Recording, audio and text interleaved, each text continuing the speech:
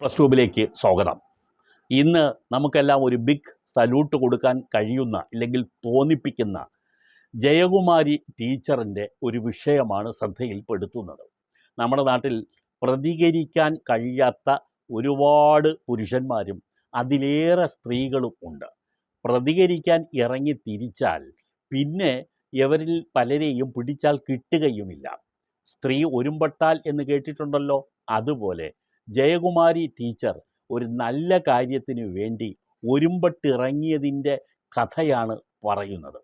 ഇത് നിങ്ങളെല്ലാം കേട്ടിരിക്കണം.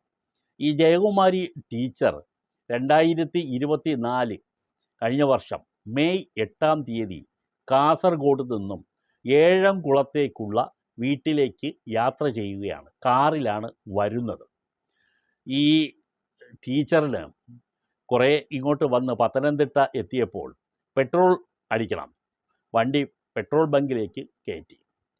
പെട്രോൾ പൂർണ്ണമായും അടിച്ചു. തുടർന്ന് മൂത്രശങ്ക തോന്നിയത് കാരണം ടോയ്ലറ്റ് അവിടെ അടുത്തുണ്ട്. അവിടേക്ക് പോകാൻ വേണ്ടി നോക്കിയപ്പോൾ അത് ലോക്ക് ചെയ്തിട്ടിരിക്കുന്നു. പമ്പിലെ ജീവനക്കാരനോട് അതൊന്ന് തുറന്നു തരാൻ പറഞ്ഞു. അവർ ടീച്ചറെ മൈൻഡ് പോലും ചെയ്തില്ല. വീണ്ടും വീണ്ടും ആവശ്യപ്പെട്ടപ്പോൾ അതാകെ മോശമായി കിടക്കുകയാണ്, ഇപ്പോൾ തുറക്കാനൊന്നും പറ്റില്ല എന്ന് ടീച്ചറിനെ വളരെ മോശപ്പെട്ട ഭാഷ ഉപയോഗിച്ചുകൊണ്ട് ചില കമൻറ്റുകളും ഒക്കെ കൂടെ ചേർത്തുകൊണ്ട് പറഞ്ഞു എന്ന് ടീച്ചറിന് ബോധ്യപ്പെട്ടതോടുകൂടി ടീച്ചർ രണ്ടും കൽപ്പിച്ച് അംഗം ആദ്യമേ അങ്ങ് തുടങ്ങി. ടീച്ചർ 112ലേക്ക് വിളിച്ചു. എമർജൻസിക്ക് നമുക്ക് പോലീസിലേക്ക് വിളിക്കാൻ കഴിയുന്ന നമ്പറാണ് 112. പത്തനംതിട്ട പെട്രോൾ പോലീസ് വിഭാഗം ഉടൻ തന്നെ സംഭവസ്ഥലത്തെത്തി. ജീവനക്കാരോട് ടോയ്ലറ്റ് തുറന്നു കൊടുക്കാൻ പറഞ്ഞു. ജീവനക്കാർ പറഞ്ഞു മോശപ്പെട്ട് കിടക്കുകയാണ്, അതുകൊണ്ടാണ് തുറക്കാത്തത്. പോലീസ് കീ വാങ്ങിച്ചു, തുറന്നു നോക്കി. ഒരു കുഴപ്പമില്ലാത്ത നല്ല ഒന്നാന്തരം ടോയ്ലറ്റ്. അപ്പോൾ ടീച്ചറിനെ സംബന്ധിച്ചിടത്തോളം ടീച്ചറിൻ്റെ ആവശ്യം ഏതാണ്ട് നിർവഹിച്ചു. ആ ടോയ്ലറ്റ് ഉപയോഗിച്ച് തന്നെ അവർ മൂത്രശങ്ക തീർത്തു. പക്ഷേ ജയകുമാരി ടീച്ചർ അങ്ങനെയൊന്നും വിട്ടിട്ട് പോകുന്ന ആളല്ല. പത്തനംതിട്ട കൺസ്യൂമർ കോടതിയിൽ അവർ പരാതി കൊടുത്തു. എല്ലാ സംവിധാനങ്ങൾ ഉണ്ടായിട്ടും ടോയ്ലറ്റ് ഉപയോഗിക്കാനുള്ള തൻ്റെ അവകാശം പെട്രോൾ പമ്പ് ജീവനക്കാർ നിഷേധിച്ചു. ഉടമയും ജീവനക്കാരും ഇക്കാര്യത്തിൽ വീഴ്ച വരുത്തി. ഇവർക്കെതിരെ നടപടി എടുക്കണം, നഷ്ടപരിഹാരം എനിക്ക് നൽകണം എന്ന് കാണിച്ചുകൊണ്ടാണ് ജില്ലാ കൺസ്യൂമർ കോർട്ടിൽ ഇവർ പരാതി നൽകിയത്.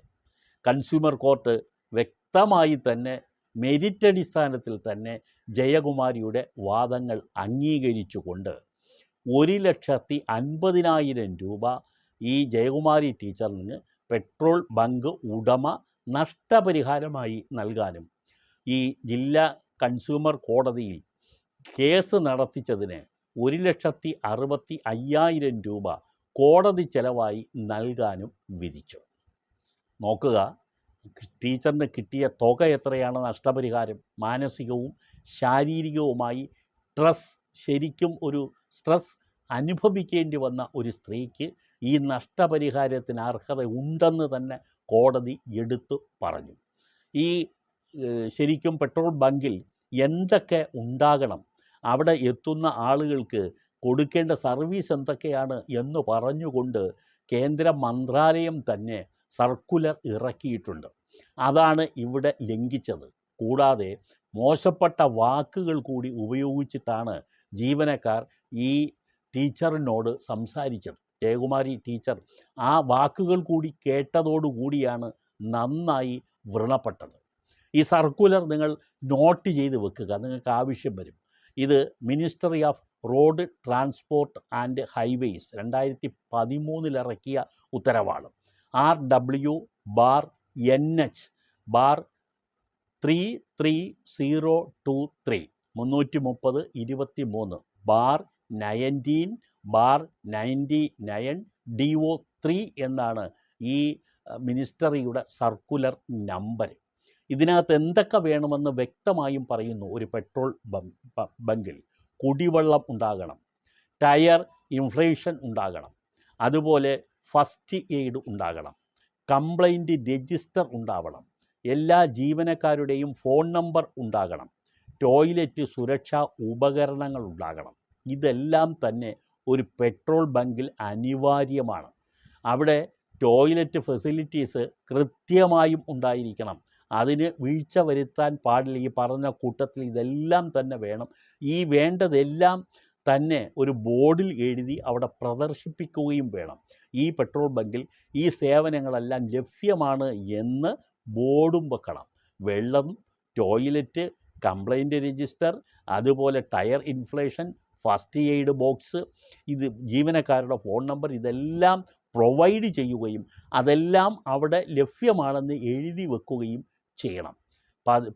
ഈ പയ്യോളി പെട്രോൾ ബങ്കിലാണ് ഇതെല്ലാം സംഭവിച്ചത്.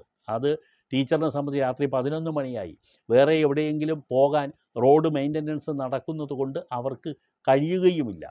ആകെ ഈ പെട്രോൾ ബങ്കിൽ കിട്ടുന്നതാണ് അവർക്ക് ആശ്വാസകരമായ ഒരു കാര്യം. അത് ജീവനക്കാർ നിഷേധിക്കുകയും ചെയ്തു. പോലീസ് സമയോചിതമായി ഇടപെട്ടു. അവർക്ക് അവരുടെ കാര്യം നടന്നു കിട്ടി. വേണമെങ്കിൽ നമ്മുടെ നാട്ടിൽ പലരും ചെയ്യുന്നത് പോലെ ഇത് മതിയല്ലോ, ഇനി ആരെയും ബുദ്ധിമുട്ടിക്കേണ്ട എന്ന് കരുതി പിൻവാങ്ങും. പക്ഷേ ഇവിടെ ജയകുമാരി ടീച്ചർ വിട്ടുകൊടുക്കാൻ തയ്യാറാകാത്തത് കൊണ്ട് അവർ ഈ കിട്ടിയ വലിയൊരു കോമ്പൻസേഷൻ അവർക്ക് ലഭിക്കാൻ ഇടവരുകയും ചെയ്തു. 1 രൂപ പോലും നഷ്ടം വരാതെ അവർക്ക് കൂടുതൽ തുക കയ്യിൽ കിട്ടുന്ന അവസ്ഥ പെട്രോൾ ബങ്ക് ജീവനക്കാർ തന്നെ ഒപ്പിച്ചു കൊടുത്തു.